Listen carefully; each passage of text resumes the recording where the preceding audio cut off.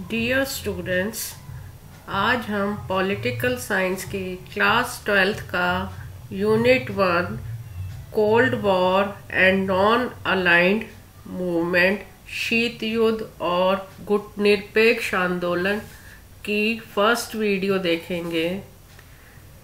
इस वीडियो में हम देखेंगे कि शीत युद्ध क्या था, शीत युद्ध का अर्थ क्या था, शीत युद्ध की उत्पत्ति कैसे हुई, डेवलपमेंट ऑफ कोल्ड वॉर, शीत युद्ध का विकास किस प्रकार हुआ, impact of cold war on international policies, अंतर्राष्ट्रीय नीतियों पर शीत युद्ध का प्रभाव। ये सब विषय हम 4 वीडियोस में अध्ययन करेंगे।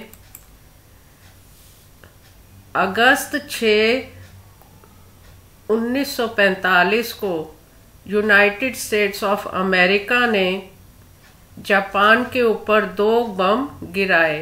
6 अगस्त को हिरोशिमा पर यूरेनियम टाइप बॉम्ब गिराया गया जिसका नाम लिटिल बॉय था, और 9 अगस्त को नागासाकी पर प्लूटोनियम बॉम्ब गिराया गया। इन एटॉमिक बॉम्ब, परमाणु बम को गिराने से जापान में बहुत ज़्यादा बर्बादी हुई, बहुत लोग मारे गए, वहाँ का सारा वातावरण खराब हो गया और जापान ने अपने सहयोगियों के सामने आत्मसमर्पण कर दिया।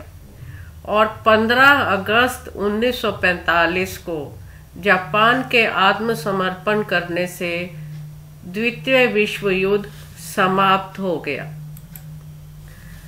द्वितीय विश्व युद्ध के समाप्त होते ही एक शीत युद्ध शुरू हुआ 2 महाशक्तियों के बीच। अब ये 2 महाशक्तियां कौन सी? एक संयुक्त राज्य अमेरिका और सोवियत संघ। इन दोनों महाशक्तियों के बीच प्रतियोगिताओं, तनावों और विभिन्न विचारधाराओं में बहुत मतभेद था और दोनों में बहुत ज़्यादा प्रतियोगिता थी और दोनों के बीच एक शीत युद्ध आरंभ हो गया। तो the end of world war 2 was the beginning of cold war. द्वितीय विश्व युद्ध का अंत शीत युद्ध का शुरुआत था। The Cold War was not a war of arms and weapons, but it is a type of speech war which is confined to the threats. In this war, both the superpowers kept their ideological differences prominent. शीत युद्ध हथियारों का युद्ध नहीं था, लेकिन एक प्रकार का भाषण युद्ध था जो कि एक धमकी के रूप में था। इस युद्ध में दोनों महाशक्तियों ने अपने विचारों को सबसे ऊपर रखा। दोनों विचारधाराएं क्या थीं? कम्युनिज्म वर्सेस कैपिटलिज्म, समाजवाद या साम्यवाद बनाम पूंजीवाद। अब साम्यवाद क्या होता है? साम्यवाद Communism, it is a theory or system in which all the property is owned by the state and each person contributes and receives according to their ability and needs. साम्यवाद एक सिद्धांत या प्रणाली है जिसमें जो भी प्रॉपर्टी होती है, जो भी संपत्ति होती है, वो राज्य के अधिकार में होती है और समाज में प्रत्येक व्यक्ति को उसकी ज़रूरतों के अनुसार उसका शेयर मिलता है और वो उसी के अनुसार उसमें योगदान देता है।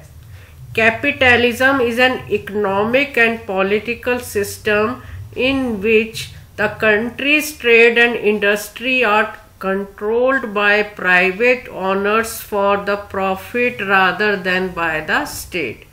पूंजीवाद एक ऐसी प्रणाली है जिसमें देश के व्यापार और उद्योग का जो अधिकार है वो निजी मालिकों के हाथ में होता है और उन्हीं को उसका लाभ मिलता है और राज्य को नहीं मिलता। पूंजीवाद में जो प्रॉपर्टी होती है वो निजी मालिकों के हाथ में होती है, लेकिन साम्यवाद में प्रॉपर्टी सार्वजनिक होती है। निजीवाद में मार्केट बेस्ड इकोनॉमी है, लेकिन कम्युनिज्म में स्टेट कंट्रोल्ड इकोनॉमी है।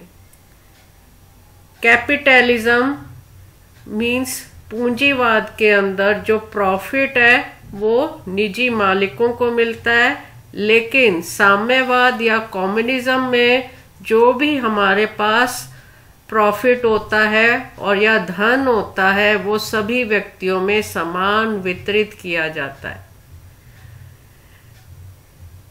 तो आप देख रहे हैं किस प्रकार दोनों विचारधाराओं में अंतर है। जो यूएसए था उसने पूंजीवाद विचारधारा थी, लेकिन यूएसएसआर सोवियत संघ की विचारधारा समाजवादी थी। तो दोनों में इन विचारधाराओं को लेकर मतभेद था। ओरिजिन ऑफ कोल्ड वॉर, अब शीतवाद युद्ध की उत्पत्ति कैसे हुई? Communist countries under the leadership of Soviet union and capitalist countries under the leadership of United States were divided into two camps. Soviet संघ के नेतृत्व में कम्युनिस्ट देश आ गए और संयुक्त राज्य अमेरिका के नेतृत्व में पूंजीवाद देश आ गए। इस प्रकार पूरा संसार दो खेमों में बट गया। एक तरफ कम्युनिस्ट देश थे और एक तरफ पूंजीवादी देश थे। The two camps never fought face to face, but these two camps create an atmosphere of war. दो खेमे कभी एक दूसरे के आमने सामने आकर हथियारों से नहीं लड़े, लेकिन इन दोनों खेमों ने एक ऐसा माहौल पैदा कर दिया कि युद्ध का खतरा हमेशा दिखाई देता था। युद्ध तो नहीं हुआ, लेकिन युद्ध का खतरा हमेशा रहता था। अब कॉजेज ऑफ कोल्ड वॉर, शीत युद्ध के कारण क्या थे? पहला कारण था वैचारिक मतभेद, आइडियोलॉजिकल डिफरेंस। मतलब जो सोवियत संघ था उसकी विचारधारा थी समाजवाद, लेकिन यूएसए की विचारधारा थी पूंजीवाद। तो दोनों महाशक्तियों में विचारों में मतभेद था। दोनों महाशक्तियों में न्यूक्लियर आर्म्स, परमाणु हथियारों के लिए होड़ लगी हुई थी। दोनों ही परमाणु हथियारों का खेमा लगाना चाहते थे। एक कारण यह था USSR expansion in eastern Europe. पूर्वी यूरोप में सोवियत संघ का विस्तार हो रहा था, जो कि संयुक्त राज्य अमेरिका बर्दाश्त नहीं कर पा रहा था। प्रोपेगेंडा पॉलिटिक्स, प्रचार राजनीति थी, परस्पर विरोधी प्रचार था। दोनों महाशक्तियां एक दूसरे के प्रति प्रचार कर रही थी कि दूसरे खेमे में ज्यादा देश नहीं है। तीसरा कारण था बर्लिन कंट्रोवर्सी, बर्लिन की जो दीवार थी उसका विवाद था। यूएसएसआर का डर था कि अमेरिका के हमले का डर था और अमेरिका को यूएसएसआर के हमले का डर था। मतलब शीत युद्ध तो नहीं हुआ, लेकिन हमेशा शीत युद्ध का ऐसा लगता था कि युद्ध के हालात हमेशा बने हुए थे। Cold war came to the map of the world after world war II।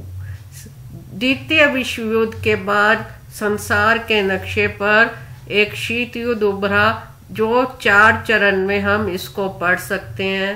पहला चरण, पहला फेज 1946 से 53 तक। सेकेंड फेज 1953 से 63 तक। थर्ड फेज 63 से 79 तक। और लास्ट फेज 1980 से 89 तक। जो पहला चरण में आप देखेंगे कि चर्चिल आपको ये फोटो में दिखाए गए हैं।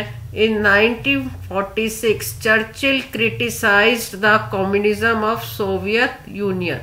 1946 में चर्चिल ने सोवियत संघ के साम्यवाद की आलोचना की। वो साम्यवाद के समर्थक नहीं थे।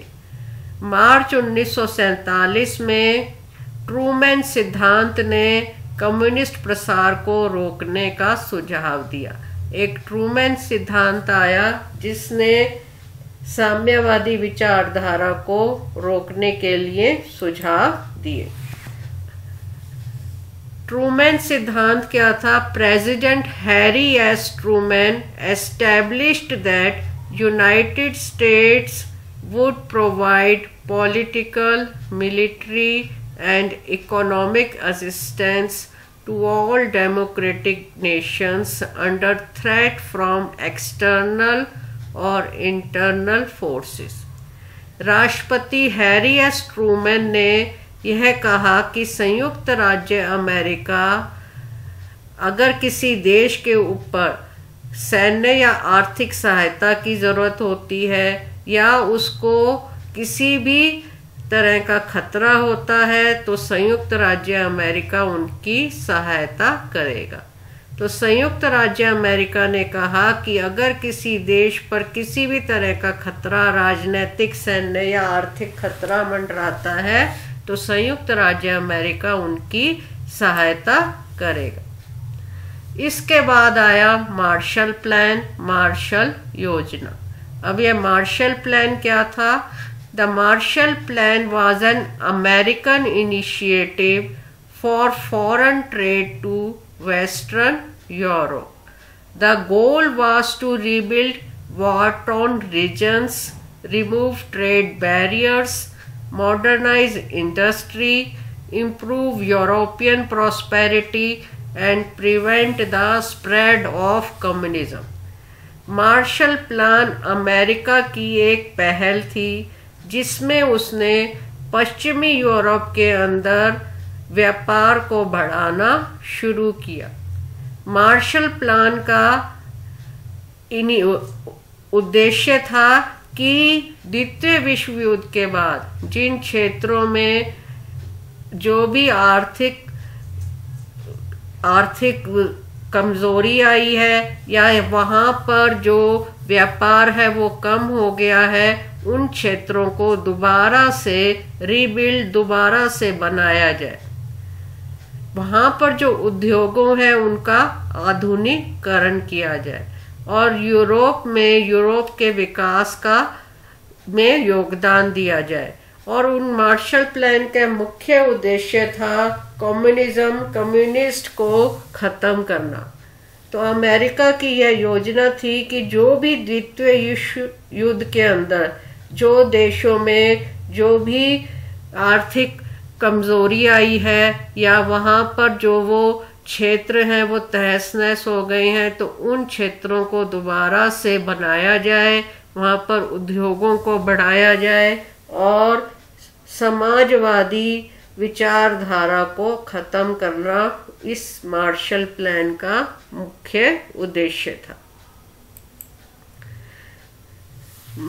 संयुक्त राज्य ने मार्शल प्लान के द्वारा पूर्वी यूरोप के ऊपर कब्जा करने की कोशिश करी। उनका मुख्य उद्देश्य था, संयुक्त राज्य अमेरिका का मुख्य उद्देश्य था कि उन क्षेत्रों का पुनः निर्माण करना जो द्वितीय विश्व युद्ध में तहस नहस हो गए थे। जो भी देश संयुक्त राज्य अमेरिका से धन प्राप्त कर रहे थे उनको वो धन वापस नहीं करना था, क्योंकि अमेरिका ने कहा कि ये जो उन्होंने धन दिया है वो एक डोनेशन, एक अनुदान के रूप में है। इसका मुख्य उद्देश्य क्या था? साम्यवादी प्रसार को रोकना। यूरोपीय रिकवरी प्रोग्राम ने द्वितीय विश्व युद्ध के बाद यूरोप में आर्थिक विकास को प्रोत्साहित किया। यूरोपीय रिकवरी प्रोग्राम के अंतर्गत यूरोप में व्यापार बहुत बढ़ा। तो मार्शल प्लान का क्या मुख्य उद्देश्य था? उन देशों की सहायता करना जो द्वितीय विश्व युद्ध के बाद तहस नहस हो गए थे और उसके बदले में समाजवादी प्रसार को रोकना। इस द्वितीय विश्व युद्ध का एक प्रमुख कारण था जर्मनी का विभाजन। 1945 में जर्मनी का विभाजन हो गया। स्टालिन जो चाहते थे वो जर्मनी को बर्बाद करना चाहते थे।